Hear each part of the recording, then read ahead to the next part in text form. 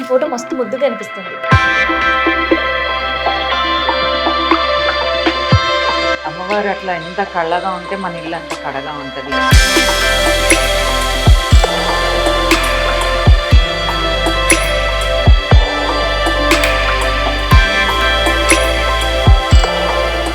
ఈ ఫోటో మస్తు ముద్దుగా అనిపిస్తుంది. ఎప్పుడుది? ఇది నా ఒట్టినాగులపల్లిలో హ్మ్. వాళ్ళ ఇంట్లో కళ్యాణం చేసినాం అనమాట. హ్మ్. వాళ్ళు గిఫ్ట్ ఇచ్చారు నాకు ఇది. ఓకే. వాళ్ళు గిఫ్ట్ ఇచ్చారు. వాళ్ళ కళ్యాణం అంతా అయిపోయిన తర్వాత సర్ప్రైజ్ ఇచ్చారు అనమాట నాకు. హ్మ్. అప్పుడు వాళ్ళు ఇచ్చిండ్రు ఇది ఈ గిఫ్ట్. అసలు ఎక్కడ తీసిర్రు అనేది మీకు ఐడియా ఉందా అది? అది ఫోటో తీసింది అయితే కొండపోచమ్మలే తీసిండ్రు. వాళ్ళు ఎప్పుడు ఆ ఫోటో ఫ్రేమ్ చేయించుకున్నారని? చేయించుకున్నారనేది తెలియదు. ఓకే. అట్లా. సో ఏంటి అసలు ఒక చెట్ల బండారి, నోట్లు, నిమ్మకాయ? అంటే అమ్మవారు శివశక్తి జోగిని అన్నప్పుడు ప్రతి ఒక్కటి శివశక్తి అన్నప్పుడు పసుపు బోనం ఎత్తుకున్నప్పుడు నిమ్మకాయలు, పసుపు, కుంకుమ, కొబ్బరికాయలు, వీరగోళలు అన్నీ ఉంటాయి కదా. ఓకే. అట్లా ఆ అది ఫోటో ఎప్పుడో తీసినప్పుడు తీశారు. మీకు తెలుసా? లేదు, అమ్మవారు ఉంటది తెలవదు. కదా. అమ్మవారు ఉన్నప్పుడు ఏం తెలీదు. ఓకే. అట్లా. బయట చూస్తే మహంకాళి నిలయం ఉంది. ఉమ్, లోపలికి రాగానేమో చిన్ని కృష్ణుడు. అవును. అటువైపు చూస్తే గోవిందుడు. అవును. ఎక్కువ ఎవరు భక్తులు? అమ్మవారి భక్తురాలు. ఓకే, అమ్మవారి భక్తురాలు. అంటే పర్టికులర్లీగా అమ్మవారు అనే కాదు, అందరినీ మొక్కుతాను నేను. ఉమ్. ప్రతి ఒక్క దేవుడిని నమ్ముతాను. ఓకే. కాబట్టి కృష్ణుడు అంటే కొంచెం ఇష్టం, శ్రీనాథ్జీ అని చెప్పి తనని అట్లా చేయించుకున్నాను నేను. ఓకే. ప్రతి ఒక్క దేవుడిని నమ్ముతాను. దేవుణ్ణి నమ్ముతారు కానీ ఒక ఫేవరెట్ గాడ్ అనేది అమ్మవారు. బాగా ఇష్టం ఉంటుంది కదా. అమ్మవారే. కానీ ఈడ అమ్మవారి ఫోటోస్ కనిపిస్తలేవు. అమ్మవారి మనసు ఇగో ఇక్కడ ఉంది, మనసులో ఉంది. మొక్కుకోవాలంటే ఎట్లా మరి? టెంపుల్ ఉంది కదా మనకు. అవునా? అరే, నాకు ఈ ముచ్చటి ఇదివరి వరకు తెలియదు. టెంపుల్ ఉంది మనకు. అయితే ఈడ గోవిందుడిని ఒక్కనే ఉన్నరింది, పద్మావతి అమ్మవారు లేదు. ఆయన మనసులో ఉంది కదా పద్మావతి. ఓహో, అందుకని ఓన్లీ అట్లా అందుకే అట్లా ఆయన మనసులో ఇక్కడ ఉంటది అమ్మవారు కాబట్టి నా మనసులో కూడా అమ్మవారి ఇక్కడనే ఉంటది. అయితే వేడుకొండల స్వామి ఏడుంటే వాళ్ళకి మంచి కటాక్షం ఇస్తాడు, లక్ష్మీ కటాక్షం అంటారు. అవును. అవునా? అవును. అయితే మీకు కూడా గట్టిగా లక్ష్మీ కటాక్షం ఇచ్చిండా స్వామి? అంతే అంతే. అరే, పండుగ పూట అండ్ ఈ ఫోటో ఎప్పటిది? అది మీదేనా? నాది నాది నిజం చెప్పు. నాదే మీ చెల్లి నాదే నాదే. లేదు లేదబ్బా, నాదే. ఎప్పటిది అది? ఏజ్ లా నేను 15-16 ఇయర్స్ ఉండొచ్చు. ఆ ఏజ్ లో? ఆ ఏజ్ లో అసలు డ్రాస్టిక్ చేంజ్ కనిపిస్తుంది. 15-16 ఇయర్స్ లో అది. అది ఇప్పటిది కాదు పిక్. కానీ చాలా డ్రాస్టిక్ చేంజ్ కనిపిస్తుంది. మీకు అప్పుడు పట్లంగాలో ఉన్నాను, ఇప్పుడు కూడా పట్లంగాలో ఉన్నాను. చూసారా మీరు? కరెక్టే. అట్లా. అండ్ ఈడేమో ఏకంగా తల్వార్ లేపి రేంది? ఇది నా బర్త్డేకి. లేదు లేదు లేదు, నా బర్త్డేకి గిఫ్ట్ ఇచ్చారనమాట. అది మన ఎక్కడ లోదోళ్ళు ఉంటారు కదా మన పురాణ ఫుల్ సైడ్, వాళ్ళు నా బర్త్డేకి అట్లా పుదీనా దండ తెచ్చి ఆ పగడి అవి తెచ్చి కేక్ కట్ చేయించారనమాట. ఇంకో స్మైల్ చూస్తుంటే అయితే లొల్లికి పోతలేవు అనేది క్లారిటీ ఉంది. తల్వార్ లేపే వరకు డౌట్ వచ్చింది. ఓకే ఓకే, ఒక వీరనారి లాగా దించారనమాట నన్ను అట్లా. బర్త్డే సెలబ్రేషన్ అప్పుడు తీసారు. దీంతో కట్ చేసారా కేక్? లేదు లేదు. సో ఇదన్నమాట. అది జస్ట్ అలంకరణ మట్టుకే, అంతే. అవన్నీ షోలు చెయ్యం. అంతే అంతే. చూడ్డానికి ఏమో బోనాలే టైంలో మస్తు అగ్రెసివ్ గా అమ్మవారు ఉన్నప్పుడు మస్తు భయం అవుతుంది.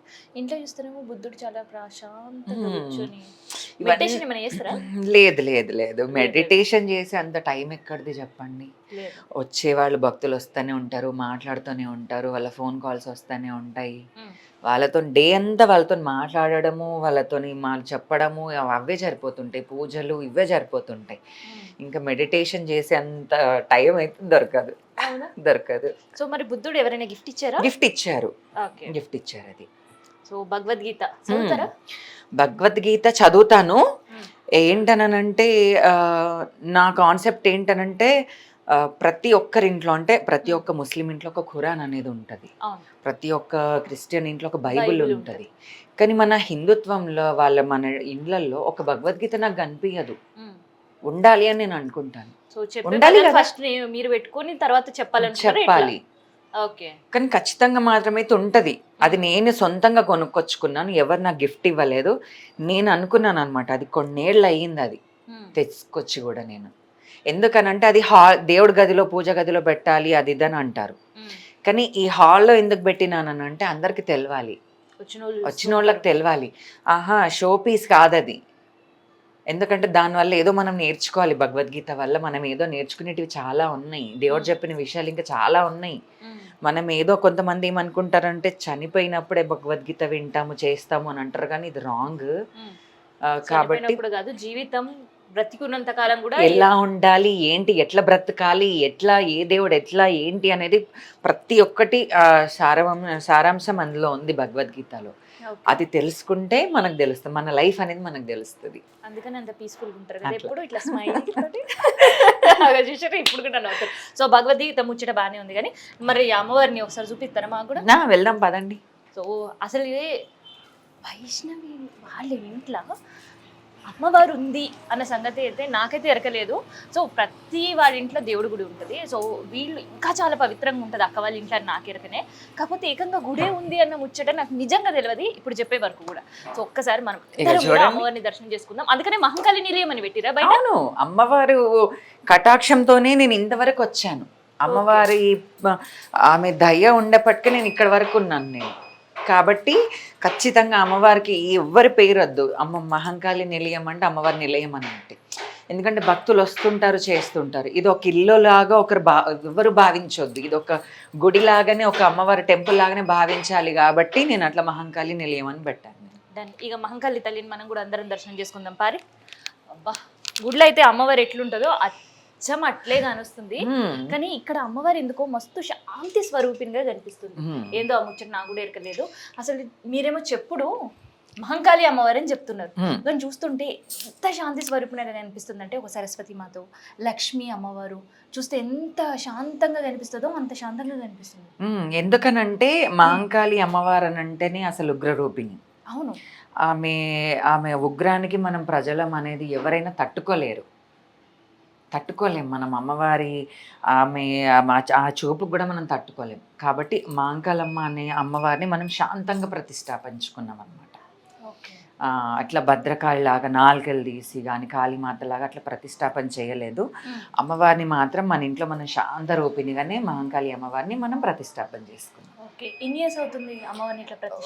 చాలా ఏళ్ళు అయ్యింది, చాలా ఏళ్ళు అయ్యింది. 20 సంవత్సరాలు అయిపోయిందండి, అయిపోయింది. 20 years అబోవ్ అయింది. ఇంకా 23 years అయింది అమ్మవారిని పెట్టి. సో అమ్మవారి అలంకరణ చూసినా, లేదంటే అమ్మవారి నగలు, చీర ఇవన్నీ చూస్తే అలంకరణ సేమ్ ఆలయంలో ఎట్లయితే ఉంటుందో గుడ్లలో అట్లే కనిపిస్తుంది. ఎట్లా చేస్తుంటారు అలంకరణ, పూజ అంతా మీరే? అంటే మేమే చేస్తాం. ఇదంతా నేను నా ఓన్ గా కట్టించిన అనమాట. ఈ మండపం అంతా నేనే ఓన్ గా కట్టించుకున్నాను నేను ఇదంతా. అట్లా ప్రతి ఒక్కటి అమ్మవారికి సపరేట్ గా ఉండాలి అని చెప్పి ఈ మండపం అనేది ఇట్లా రూమ్ లో మండపం లాగా సెట్ చేయించుకొని నేను చేపించుకున్నాను. కానీ ఒక వైబ్స్ అయితే ఉన్నాయి అక్క. అమ్మవారి ఉత్సవ విగ్రహాలు అనేటివి ఇక్కడ ఉంటాయి అన్నమాట మనకి. ఓకే, సో ఇవన్నీ అమ్మవారి ఉత్సవ విగ్రహాలు. కళ్యాణంలోకి వెళ్ళే అమ్మవార్లన్నీ ఇక్కడ ఉంటారు. అంటే బయట ఎవరైనా కళ్యాణం చేస్తున్నాం అమ్మవారి విగ్రహం ఇస్తారని అడుగుతుంటారా? అంటే వాళ్ళ ఇంట్లో యూజ్ చేస్తాం, మన ఇంట్లో అమ్మవారి కళ్యాణం అయినప్పుడు ఈ అమ్మవార్లకే చేస్తాం అట్లా. మరి ఇప్పుడు మీరేమో అమ్మవారి శాంతి స్వరూపిణి అంటుంటారు, ఇంకో పక్క మన దగ్గర తెలంగాణలో బోనాలు అయితే అమ్మవార్లకు బలి ఇవ్వడం, ఇవన్నీ కార్యక్రమాలు ఉంటాయి. అవును, మరి అవి కార్యక్రమాలు ఎట్లా చేస్తారు? అంటే అమ్మవారికి ఎట్లా అనంటే, అమ్మవారికి వామాచార ప్రకారం చేస్తాం మనం. యాటలు గోసుడు కానీ, నైవేద్యాలు పెట్టుడు కానీ, ఇవన్నీ మన అమ్మవారికి అట్లనే చేస్తాం. మన తెలంగాణలో మాత్రం ఇవన్నీ ఉంటాయి. ముక్క, సుక్క, సాకలు అని మాత్రం ఖచ్చితంగా ఉంటాయి. ఇక్కడ అమ్మవారి పంతుళ్ళు ఏం చేశారని అంటే, ఇక్కడ యంత్ర ప్రతిష్టాపన చేసిండ్రు కాబట్టి ఇక్కడ అలాంటివి జరగవు. ఈ ఉత్సవ విగ్రహాలకే అన్ని జరుపుతాం అన్నమాట. అంటే యాటలు కొయ్యడం కానీ, బలులు ఇవ్వడం కానీ ప్రతి ఒక్కటి అమ్మ వాళ్ళకి చేస్తాం. సాకలు పెట్టడము అంత అక్కడనే. కళ్ళు సాక, కళ్ళు సాక, మందు పోసి హారతి ఇవ్వడము, గుమ్మడికాయలు కొట్టడము, బలి ఇవ్వడం అన్ని అక్కడ. అన్ని సేమ్ ఇక మన తెలంగాణలో అన్ని జరుగుతాయి. కానీ ఈ రూమ్ లో మాత్రం ఎటువంటి సాకలు గాని, ఎటువంటి రత్తులు పోయడం గాని, ఎలాంటి బలి గాని జరగవు. నీళ్ళ సాక, బెల్లం పెరుగు సాక ఉంటది అంతే. కానీ ఇంకే శాఖలు ఉండవు. కళ్ళు, మందు అలాంటిది అయితే ఏది ఉండదు, ఏది ఉండదు. సో త్రిశూలంగా వస్తుంది. అండ్ ఈ కుండ ఏంది? ఇది ఎల్లమ్మ పట్వ అంటారు. ఎల్లమ్మ పట్వ. ఇంకా అమ్మవారికి ఇంకా అక్కడనే అనమాట మనం పూజించుకునేది. అమ్మవారికి దీపం అనేది అక్కడనే ఉంటది, గండ దీపం. అఖండం ఎప్పుడు ఉంటది. ఆయిల్ అయిపోయినా కొద్ది ఆయిల్ పోస్తుంటాం. మరి మీరు ఎక్కడైనా పోవాల్సి వచ్చింది జాతరలకి లేదంటే పూజలకి, మరి అప్పుడు ఎవరు చూసుకుంటారు? మా ఫ్యామిలీ ఉంటారు, అన్న వాళ్ళు ఉంటారు కదా, వాళ్ళు వచ్చి నూనె పోస్తారు. ఎవరో ఒకరు ఖచ్చితంగా ఉండాలి. ఖచ్చితంగా ఉంటారు ఉంటారు Okay. ఉంటారు. ఇప్పుడు మనం కొమరెల్లి జాతరకు వస్తాం, ఏడుపాయలకు వస్తాం, అట్లా పోతాం కదా, అప్పుడు అవును. అన్న వాళ్ళే చూస్తారు. సో అన్న ఎన్ని మమ్మీ సంవత్సరాలు? అట్లా చూస్తారు. ఓకే. ఎన్ని సంవత్సరాలు పాతది అది కూడా? పాతది చాలా ఏండ్లది. మీ అమ్మనా, అమ్మమ్మనా, అంటే నానమ్మనా? ఇప్పుడు అది 26 ఇయర్స్ది. ఓ. 26 ఇయర్స్. అండ్ ఈడ చూస్తుంటే కిన్నెర కానొస్తుంది. అది మళ్ళీ మీ చేతిలో బోనాలు మాత్రమే రంగంకి కనిపిస్తది. రంగంకి కిన్నెర తీసుకుంటాం. ఆ. సో అది అసలు అంటే కొంతమందికి ఏంటంటే అట్లా వంశపార్యపరంగా వస్తుంటుంటారు. అవును. సో మీకు అట్లా వచ్చిందా లేదంటే మీ నుంచి ప్రారంభమైందా? లే నేనే చేయించుకున్నాను అది. ఓహో, ఇప్పుడు అది చాలా చేయించుకుంటారా? మందికి చాలా మందికి ఏంటనంటే ఉన్న కిన్నర్లు ఏంటనంటే ఇత్తడివి చేయించుకుంటారు. కానీ నేనేంటనంటే నాగస్వరం కాయలు తెప్పించాను. నాగస్వరం కాయలతో నేను చేయించుకున్నాను కిన్నెర అది. ఓహో. నేను రంగం ఎక్కుతాను. నేను ఇక్కడ ఓల్డ్ సిటీలో ఒక 2-3 గుళ్ళు ఎక్కుతాను నేను రంగం. ఓకే. సో ఏం కాయ అన్నారు? నాగస్వరం కాయలు. అది ఏడు ఉంటది? అవి ఊర్లో దొరుకుతాయి, ఇక్కడ దొరకవు అవి. ఓకే, వాటితో అంటే మీరు మూవీస్లలో చూస్తారు కదా, ఇట్లా పాము సినిమాలు ఉంటే ఇట్లా ఊపుతారు కదా, అవునవును. ఆ కాయలు అనమాట అవి. ఓహో. అవి తెచ్చి అవి చేపిస్తారు. అవి అసలు కిన్నెరకు ఉండాల్సింది అవే నాగస్వరం కాయలో ఉండాలి. ఓకే. అలా. కానీ ఇప్పుడు అట్లా ఇత్తడివి ఇప్పుడు అట్లా యూజ్ చేస్తున్నారు. అవి దొరకట్లేవు కాబట్టి ఇంకట్లా చాలా రేర్ గా బానే చాలా సంపాదించారు. సంపాదించాను అది. మళ్ళీ అది చేయించేటప్పుడు ఏమైనా పూజలు ఫార్మాలిటీస్ ఉంటాయా? ఉంటాయి ఉంటాయి. వాటి వాళ్ళు ఎవరైతే చేస్తారో వాళ్ళు కూడా పూజలు చేసి తీసుకుంటారు ఆ సామాన్ అంతా. ఓ. మనము ఇప్పుడు డోళ్ళు అవి చేస్తారు కదా, కిన్నెరలు, ఉమ్. మన వీణలు అవి చేస్తారు కదా, వాళ్ళు కూడా పూజ చేసుకున్న తర్వాతనే తీస్తారు. వాళ్ళు తయారు చేసినాక కూడా వాళ్ళు పూజ చేసిన తర్వాతనే మనకి ఇస్తారు. ఓహో, అది కూడా ఒక ఫార్మాలిటీ. ఫార్మాలిటీ. అవి ఎన్ని రోజులు ఉంటాయి మళ్ళీ ఫార్మాలిటీ? అంటే వాళ్ళు చేసేది ఒక 2-3 డేస్ తీసుకుంటారు. అంటే మనకు పూజ అంటే ఒక 1-1.5 అవర్ల పూజ అయిపోతుంది. వాళ్ళు ఇవ్వడం అని అంటే వాళ్ళకి మనం బియ్యం ఇవ్వడం, బ్లౌజ్ పీస్లు అవన్నీ ఉంటాయి. ఓహో, మళ్ళీ వాళ్ళకి అవన్నీ formalities ఉంటాయి. ఇవ్వాలి మనం. ఓకే. సో మరి అమ్మవారి కళ్యాణాలు అవన్నీ కూడా జరుగుతుంటాయి ఈడ? ఇక్కడ జరుగుతాయి. ఓకే. సో కళ్యాణాలు అయితే చేస్తారు. కళ్యాణాలు చేస్తాము, ఎల్లమ్మ లగ్గం చేస్తాము, మల్లన్నది చేస్తాము, పాలు పట్టిస్తాము, పోషమ్మ చేస్తాం, ఎల్లమ్మ చేస్తాం, మాంకలమ్మ చేస్తాం, దుర్గమ్మ చేస్తాం, నరసింహస్వామి చేస్తాం. ఇయర్ మొత్తం ఏదో ఒకటి చేస్తూనే చేస్తాం ఖచ్చితంగా చేస్తాం. అయితే జనాలకి బయట ఎక్కువ ఎక్స్పోజ్ అయ్యేది, టెంపుల్స్ దగ్గర కనిపించేది మాత్రం ఆషాఢం, శ్రావణం. అందుకని ఇలా నేను మీతో మాట్లాడడానికి వచ్చిన అనమాట. అసలు మిగతా టైంలో ఎక్కడ పోతారు, ఏం చేస్తారు, అట్లా మాయమైపోతారు ఎందుకు అని. మిగతా టైంలో అని అంటే అసలు అంత టైం కూడా దొరకదు. ఒక్కొక్క రోజైతే అన్నం తినే టైం అంతా కూడా ఉండదు. ఎందుకంటే భక్తులు వస్తూనే ఉంటారు, మాట్లాడుతుంటారు. ఇప్పుడు పెళ్ళిళ్ళు ఉంటాయి, వాళ్ళ ఇళ్ళల్లో పిలుస్తారు, అమ్మ మా ఇంట్లో లగ్గం చేయాలి అని అంటారు. ఎల్లమ్మ లగ్గం, పోషమ్మ లగ్గం, అట్లన్నీ లగ్గాలు చేసుకుంటూ వెళ్తుంటాం. అట్లా అమ్మవారి దర్శనం చేసుకోవచ్చు ఖచ్చితంగా. సో చాలా చాలా ఒక పీస్ఫుల్ వైబ్రేషన్స్ అయితే కనిపిస్తున్నాయి. అంటే ఈ గుడి కేవలం అమ్మవారు మీ వరకేనా లేదంటే భక్తులు ఎవరైనా వచ్చి కూడా దర్శనం చేసుకోవడానికి వస్తారు భక్తులు వస్తారు. బోనాలు ఎక్కిచ్చే వాళ్ళు కూడా వచ్చి బోనాలు ఎక్కిస్తారు ఇక్కడ బోనాలు ఎక్కిస్తారు. ఓకే. దర్శనం చేసుకోవాలి, దర్శనం చేసుకుంటారు, బోనాలు ఎక్కిస్తారు, పూల తొట్టెలు కడతారు. కళ్ళు శాఖ మాత్రం పెట్టనివ్వం, కానీ పెరుగు బెల్లం శాఖ మాత్రం ఖచ్చితంగా పెడతారు. ఓకే. ఖచ్చితంగా బోనాలు అయితే ఎక్కిస్తాం ఇక్కడ. భక్తులు వేరే మా ఇక్కడ ఏరియా చాలా మంది వచ్చి బోనాలు ఎక్కిస్తారు ఇక్కడ. సో ఎందుకు అంటే ఎవరైనా పూజ గది పెట్టుకుంటుంటారు, కానీ ఎందుకు మరి వైష్ణవక్క ఏకంగా అమ్మవారికి గుడి కట్టేసింది? ఎందుకనంటే నేను అమ్మవారికి అంకితం అయ్యాను కాబట్టి, అమ్మవారు కూడా నాతోనే ఉండాలి కాబట్టి అమ్మవారికి సపరేట్గా పెట్టుకున్నాను అనమాట. అట్లా అంటే ఇంట్లో ఒక గుడి ఉంటుంది, పూజ రూమ్ ఉంటుంది, కానీ ఇంట్లోనే ఏకంగా గుడి చూడడం అనేది మాకు చాలా సర్ప్రైజింగ్ అనిపిస్తుంది. ఇప్పుడు మనకు ఎన్నో కళలు ఉంటాయి. ఏంటంటే నాకు ఒక సొంతం ఇల్లు ఉండాలి, నేను ఒక ఇల్లు కట్టుకోవాలి, నేను ఇట్లా కట్టుకోవాలి అన్నట్టు ఉంటుంది. అదే మనం ఫస్ట్ దేవుడి కోసం ఆలోచన చేయొచ్చు కదా. మన దేవుడి రూమ్ ఇలా ఉండాలి, మన దేవుడు పూజ గది ఇట్లా ఉండాలి, ఒక మందిరం లాగా ఉండాలి అని చెప్పి నేను అట్లా ఆలోచన చేసి మందిరం కట్టించుకున్నాను. ఓకే. సో అమ్మవారి విగ్రహం చాలా కలగా ఉంది. ఎక్కడిక్కడ లోకల్ నుంచి తయారు చేయించారా? మళ్ళీ అది కూడా రాజస్థాన్. ఎందుకంటే ఈ white colour marbles Rajasthan appearance ఎక్కువ అక్కడ నుంచి తెస్తుంటారు. సో రాజస్థాన్ నుంచి వెళ్ళి చెప్పి వాళ్ళు ఏంటనంటే మహంకాళి అమ్మవారు అని అంటే ఫస్ట్ చెయ్యమని చెప్పారు. ఏంటంటే ఫస్ట్ ఆమె బ్లాక్ స్టోన్ లోనే ఉంటది, బ్లాక్ స్టోన్ లోనే చేస్తాము అని చెప్పి కడాఖండిగా చెప్పారు ఇక్కడ.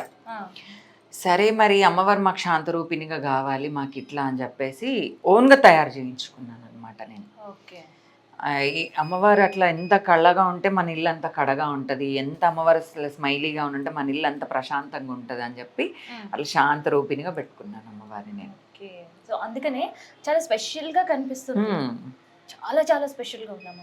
ఆ ఫేస్ అమ్మవారిది ఇట్లా చూస్తుంటే ఇట్లా స్మైలీగా చాలా మంది అనుకుంటారు, ఆహా ఇంత పెద్ద విగ్రహం ఉంది కదా, అసలు పూజలు అవుతాయా లేదా అని చెప్పేసి. ప్రతిరోజు పూజలు అవుతాయి, ప్రతిరోజు ప్రతిరోజు నైవేద్యం ఉంటాయి, ప్రతిరోజు పూజలు అవుతాయి, అభిషేకాలు అవుతాయి, అలంకారాలు అవుతాయి, ప్రతి అయితేనే ఉంటాయి అవి. ఇంకా ఇక్కడ కింద కాళీమాతనా? కాళీమాత. అవి కపాలాలు చూస్తే ఆమె ఉగ్రకాళి. నిజమేనావా? కావు, అవి ఉజ్జయిని వెళ్ళినప్పుడు తీసుకొచ్చాను అనమాట. అవి ఉజ్జయినికి వెళ్ళినప్పుడు తీసుకొచ్చినాను. ఇంకా ఆమెకి బలిస్తాం అన్ని. కళ్ళు శాఖ కానీ మందు శాఖ అవన్నీ ఆటలు బలి ఇవ్వడం కానీ అమ్మవారికి. ఇంకా సో కార్యక్రమాలు ఏమున్నా అక్కడ బయట అమ్మవారిని ఒక వెండి ప్లేట్లో బియ్యం పోసి అందులో తీసుకెళ్ళి అక్కడ పెట్టి అక్కడనే చేస్తాం అంతా. ఇక్కడ ఏం చెయ్యం. ఆ పైన అమ్మవారు ఏంటి? అది కొల్లాపూర్ మహాలక్ష్మి నుంచి తీసుకొచ్చాను అనమాట. అది కొల్లాపూర్ అమ్మవారు, కొల్లాపూర్ మహాలక్ష్మి అమ్మవారిది. ఆ ఫేస్ బాగా నచ్చింది నాకు అక్కడ వెళ్ళినప్పుడు, అది తీసుకొచ్చాను. వెళ్తుంటాం, యాత్రలకు వెళ్తాం కదా. ఇయర్లీ ఒక 2-3 యాత్రలకు వెళ్తాం, జ్యోతిర్లింగాలకైనా శక్తిపీఠాలకైనా. మొన్న కుంభమేళకి వెళ్ళలేదు, కొంచెం నేను వేరే బిజీలో ఉండేది కాబట్టి వెళ్ళలేదు. కానీ అంతకుముందు కానీ నేను ఏ యాత్రకి వెళ్ళినా అక్కడ ఏదైనా శక్తిపీఠం ఉన్నా, అక్కడ ఏదైనా అమ్మవారున్నా బోనం చేస్తా. అవునా? మన తెలంగాణ పద్ధతి, మన బోనాల పండుగ మాత్రం అక్కడ ఖచ్చితంగా చూపిస్తాను నేను, మనం ఎట్లా చేస్తాం అనేది. ఎట్లా అనంటే తెలంగాణలోకే సొంతం అది. తుల్జాపూర్లో చేస్తాను బోనాలు, అక్కడ కూడా పటాలు వేపిస్తాము. తుల్జాపూర్లో పటాలు కూడా వేపిస్తాము. అట్లనే ఏమంటారు, ఉజ్జయినికి వెళ్ళినాం శక్తిపీఠంకి, అక్కడ కూడా బోనాలు చేసినాను నేను. బోనం అంటే మళ్ళీ ఒగడోలు కూడా ఉండాలి కదా. అంటే అక్కడ ఆ రోజు హోలీ సందర్భం అవుతుంది అనమాట. అక్కడ డోల్ వాయిస్తున్నారు, అక్కడ హోలీ బాగా జరుపుతారు అక్కడ. హోలీ అని, రంగు పంచమి అని చెప్పేసి వాళ్ళు అక్కడ అది కొడుతుంటే నాకు ఆ వైబ్రేట్ వచ్చింది అక్కడ. అమ్మవారు వచ్చినప్పుడు వాళ్ళది నేను కాంటాక్ట్ అయ్యి వాళ్ళని పిలిపించుకున్నాను నేను. అంటే అప్పుడే, అంటే నేను వెళ్ళింది ఉజ్జయిని నుంచి గడకాళీమాత టెంపుల్ కొంచెం దూరంలో ఉంటది. ఆ ఉజ్జయిని నుంచి అంటే మళ్ళీ అక్కడ నుంచి నేను ఇక్కడికి వచ్చి ఆ చెట్లు కిందనే అమ్మవారికి బోనం వండి, ఆ చింత చెట్టుకి, అక్కడ చింత చెట్టు ఉంటది, అక్కడనే బోనం వండి అక్కడనే బోనం తయారు చేసి ఎత్తుకొని వెళ్ళినాను నేను. ఇక్కడ వాళ్ళకి మనకైతే అందరికీ ఎరకనే బోనాలు. బోనాల పండుగ కాదు, ఇంట్లో లగ్గాలైనా లేదంటే శుభకార్యాలైనా, ఇల్లు కట్టుకున్నా లేదంటే మంచి చెడు ఏమైనా కానీ అమ్మవారికి ఇట్లా దండం పెట్టుకుంటాం, బోనాలు చేస్తాం.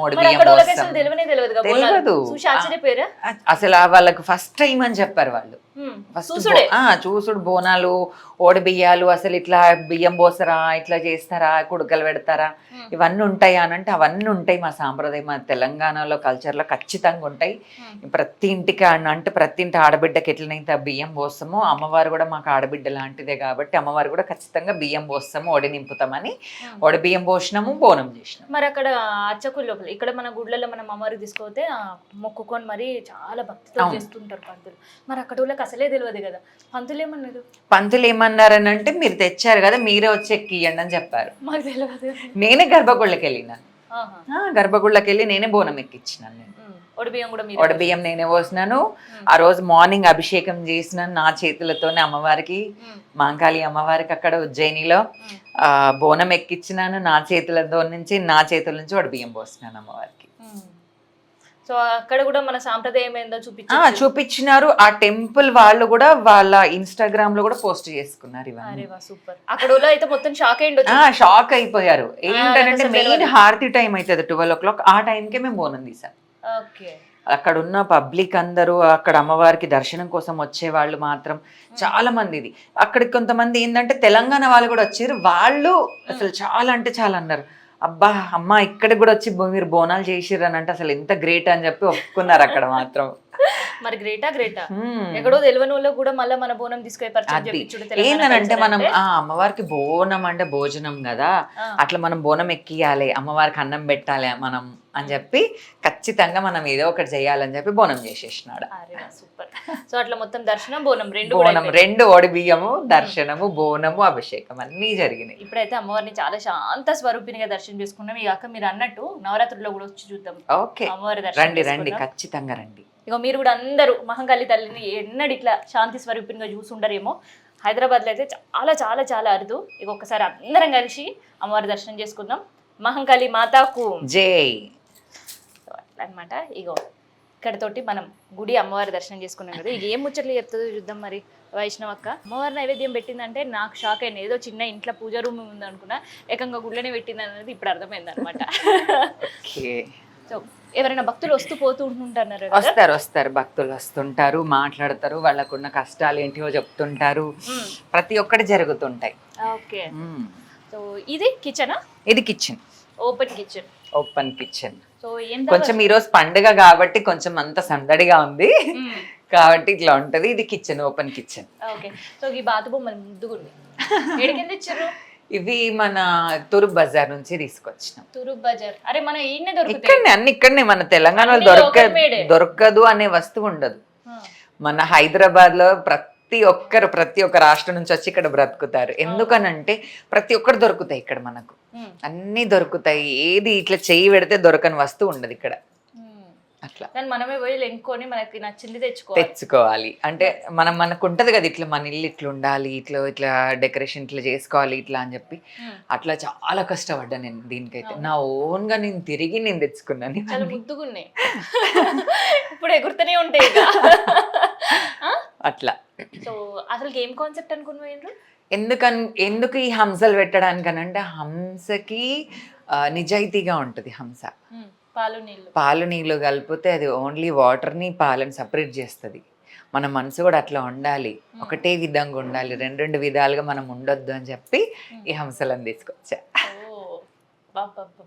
ముగ్గేస్తే ఒక కాన్సెప్ట్, అవును, హంసలను పెడితే ఇంకొక కాన్సెప్ట్. అవును, ఇంట్లో ప్రతిదీ అట్లా ఒక కాన్సెప్ట్ అనుకుని తెచ్చినట్టు అన్ని ప్రతి ఒక్కటి అనుకుని తీసుకున్నాను నేను. అట్లా వంట అయితే చేసి పెట్టేసుకున్నారనమాట. వంట అయితే చేసి పెట్టాము, ఇప్పుడే చెప్పినాం కదా, అందరు రండి గట్టిగా ఉంది అని. చూసిరా దావత్ అంట, కానీ దావత్ అనగానే ఇంకే దావత్ అనుకోవద్దు, ఇయ్యాల మాత్రం ఖచ్చితంగా అది పచ్చడి పోలేలే. అదే. ఈ ఫోటో ఎవరిది? ఇది ఒకరి ఇన్వైట్ చేస్తే మ్యారేజ్కి వెళ్ళినాను అనమాట. ఆ ఫోటోగ్రాఫర్ అసలు ఎప్పుడు తీసాడో తెలీదు, తీసి నాకు అది ఫ్రేమ్ చేసి నవరాత్రులప్పుడు అమ్మ ఫోటోని ఇచ్చాడు. అమ్మ ఫోటోని గిఫ్ట్ ఇచ్చాడు. నేను ఏదో దుర్గామాతది ఏదో నవరాత్రులలో ఇస్తున్నాడు కదా, అమ్మది అని అంటున్నాడు కదా అని అనుకున్నాను. ఓపెన్ చేస్తే నా ఫోటో ఉంది. అసలు సంబంధం ఉందా? అసలు లేదు. లేదా? అక్కడ చిన్న ఫోటో చూస్తే చెల్లి అనుకున్నా, ఇదేమో అక్కలా ఉంది.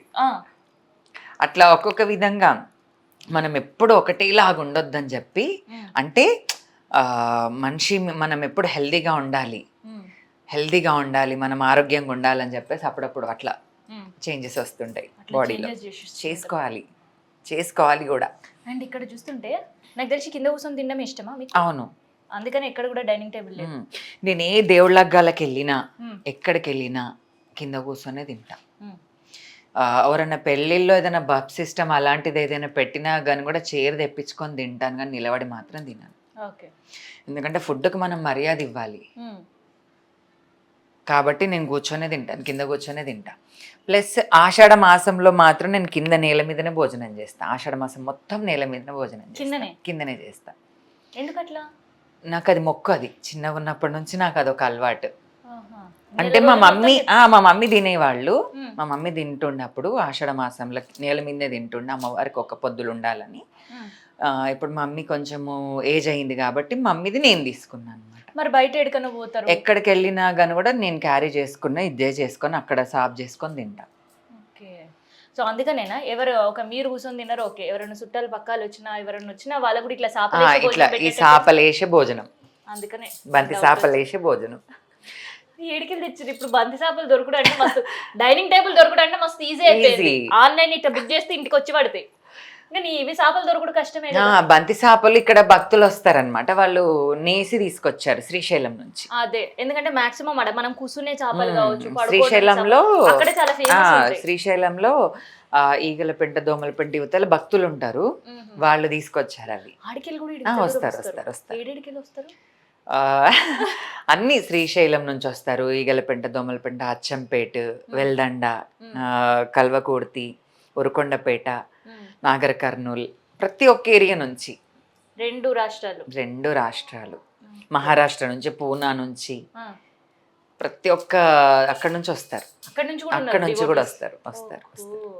సో అట్లా ఎవ్వరు వచ్చినా కూడా వాళ్ళని ఖచ్చితంగా బంతి సాపలేసే భోజనం. కానీ వెనకటికి ఉండే సాంప్రదాయం మళ్ళీ మీ ఇంట్లో కనిపిస్తుంది. చెప్తుంటే ఆహారం ఎంత అమేజింగ్ అనిపిస్తుంది. ఇవన్నీ ఉంటాయి ఇక్కడ. సో ఎందుకు మళ్ళీ అట్లాంటి సాంప్రదాయాలే స్టిల్ అట్లా పాటించాలనుకున్నారు?